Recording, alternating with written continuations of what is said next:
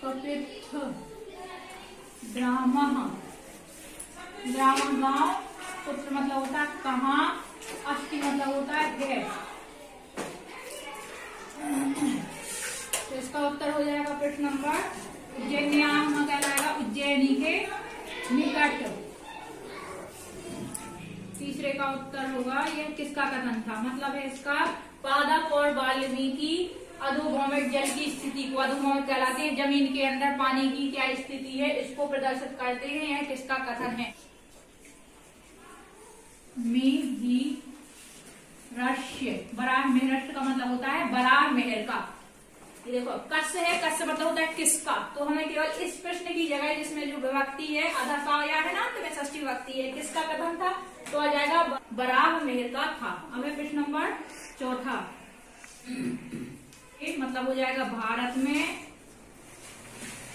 बराह मिहिरः कस्य प्रथमा, मतलब प्रथम आचार्य, किसके प्रथम आचार्य अस्ति हैं। भारत में बराह मेहर किसके प्रथम आचार्य हैं, अस्ति। प्रश्न नंबर चौथे का उत्तर हो जाएगा, अब देखो कस्य, ये है प्रश्नवाचक शब्द, किसके प्रथम आचार्य, ज्योतिष के, फलित ज्योतिषस्य बराह मेहरा प्रथम आचार्य अस्ति। अब आते हैं एक वाक्य प्रश्न उत्तर पे। प्रश्न नंबर है एक वाक्य में, पांचवा जो प्रश्न होगा वो एक वाक्य में हमें उसका उत्तर देना होगा। यहाँ पे क्रमशः जो 4 प्रश्न होते हैं उसका एक पद में उत्तर देना होता है, मतलब उनका उत्तर केवल एक शब्द में आएगा। 5वें उत्तर से 8वें उत्तर तक होते हैं वो एक वाक्य में उत्तर देने हैं। पहला प्रश्न है बराह मेहरेण विरचता ग्रंथेषु, बराह का देखो अब हमें ध्यान देना, जब एक वाक्य वाले उत्तर आते हैं तो हमें पूरे शब्द ज्यों के त्यों लिखने हैं, ठीक है। जैसे है देखो बराह मेहरेण विरचिता ग्रंथेषु कस्याः, ये है प्रश्नवाचक शब्द, हमें इसकी जगह पे एक शब्द बदलना है, बाकी आपके पूरे शब्द ज्यों के त्यों रहेंगे और एक वाक्य।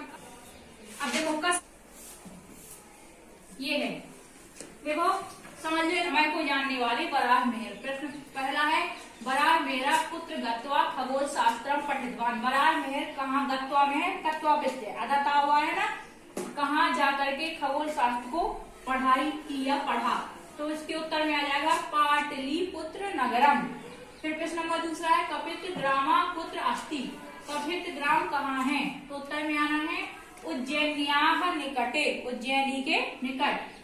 फिर पादपात वाल्मीकास्य अधोभौमिक जल स्थिति प्रदर्शयन्ति इति कस्य कथनम अस्ति, कि पेड़ और वाल्मीकि भूमिगत जल की स्थिति को दिखाते हैं, किसका कथन था, तो उत्तर में आ जाएगा बराह मेहरस्य, यह बात बराह मेहर ने की थी। फिर प्रश्न नंबर है चौथा भारते बराह मेहरस्य कस्य प्रथम आचार्य अस्ति, भारत में बराह मेहर किसके प्रथम आचार्य थे, तो आ जाएगा फलित ज्योतिषस्य, फलित ज्योतिष के। प्रश्न नंबर 5वां बराह मेहरेण विरचिता ग्रंथेषु कस्याः गूढ़तत्त्वानां प्रतिपादनम् अस्ति, तो हमें ये पूरा वाक्य ज्यों का त्यों लिखना है, बराह मेहरेण विरचिता ग्रंथेषु खगोल विद्यायाः गूढ़तत्त्वानां प्रतिपादनम् अस्ति। देखो सेम शब्द है ना, केवल बदलाव कहाँ हुआ है, देखो कस्याः की जगह खगोल विद्यायाः आ गया, इसका अर्थ होता है खगोल विद्या का, खगोल कहते आकाशीय विद्या, ठीक है, आकाशीय विद्याओं के उनने गुण तत्वों का प्रतिपादन किया है, ठीक है। इतने लिख लो अपनी किताब में, एक चौक और देना।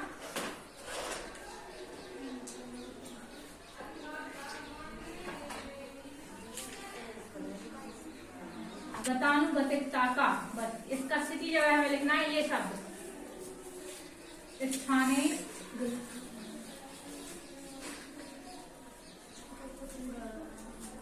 वैज्ञानिक दृष्टिकोण, दृष्टिकोण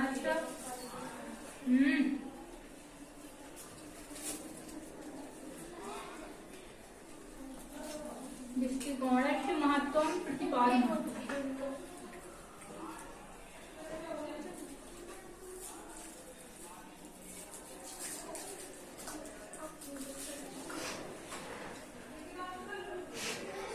आदित्य दास किसके उपासक थे? ये है आपका प्रश्न। इसका उत्तर होगा जो माध्यमों में लिखना है, हमने पहले बताया है, आदित्य दास। कस्य की जगह का समय शब्द का बदलाव करना है। दास है कि बड़ा मेहर के पिताजी का नाम था। अपन लोगों ने पाठ पढ़ा होगा तब देखा होगा। आदित्य दास के पिताजी का, बड़ा मेहर के पिताजी का नाम था आदित्य दास। वो किसके उपासक थे? उपासक कहलाते हैं पूजा पाठ या उपासना करने वाले। तो जो आदित्य दास नाम उनके पिता थे नाम के, वो आदित्य के उपासक थे। आदित्य के उपासक का मतलब सूर्य संरक्षणे बहु विधि कला विज्ञान सांस्कृतिक केंद्र आदि संरक्षितानी आसन। किसके संरक्षण में? बहुत प्रकार की कलाएं, विज्ञान, सांस्कृतिक केंद्र आदि का संरक्षण था। तो देखो, घबराना नहीं है प्रश्न को देख के।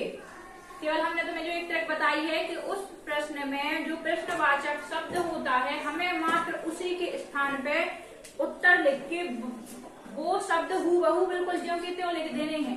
तो एक वाक्य वाला उतना लंबा ही उत्तर बन जाना। हमें दिमाग लगाना केवल उस शब्द पे जो हमारा बदलाव आया उस प्रश्न में, उसकी विभक्ति पे। तो इसमें से देखो, कस्य है, ये शब्द इस पे ध्यान देना। ये जो कस्य लिखा हुआ है इस वाक्य में, ये कस्य प्रश्नवाचक शब्द है। कस्य का मतलब होता है किसके, शासन काल में, किसके संरक्षण में, किसके संरक्षण में। ये जो है इसमें है किसके संरक्षण में। तो हमें केवल इतना लिख देना, किसके को बदलना, किसके कस्य शब्द हटा के लिख देना है गुप्त वंश। अब देखो, क्योंकि कस्य में लास्ट में आधा सावरिया है, मतलब इसमें षष्ठी विभक्ति है।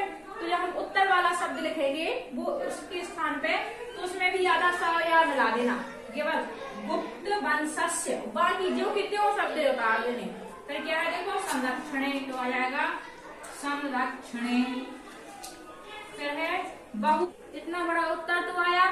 हमने केवल एक शब्द याद करने, कौन सा? कस्य की जगह। कस्य है प्रश्नवाचक शब्द, उस शब्द को हटा के हमने गुप्त वंशस्य, कस्य गुप्त वंशस्य शब्द जोड़ दिया। वो शब्द बिल्कुल जो कहते हैं उसी क्रम में उतार दिए। क्या बन गया हमारा? एक वाक्य वाला उत्तर। तो घबराने वाली बात नहीं है, बिल्कुल सरल होता है। जैसे हम एक पद के उत्तर लिखते हैं वैसे ही उतना ही शब्द हमें एक्स्ट्रा याद करना है, वो हमारा एक वाक्य वाला। काय में बोलो, तेज बोलो। बहुविधि में मात्रा धी पे। अच्छा, बहुविध है। आओ, बहुविधि बहुविध हो जाएगा, कोई दिक्कत नहीं है। बहुविध भी बहुविधि भी चल जाएगा उसमें, ठीक है। तो ये जो आपने घबराना नहीं है कि भगवान हम कैसे लिख पाएंगे, कैसे याद होगा, इतना बड़ा उत्तर है। सबसे अच्छी ट्रिक है, बस केवल हमें इस शब्द पे ध्यान देना।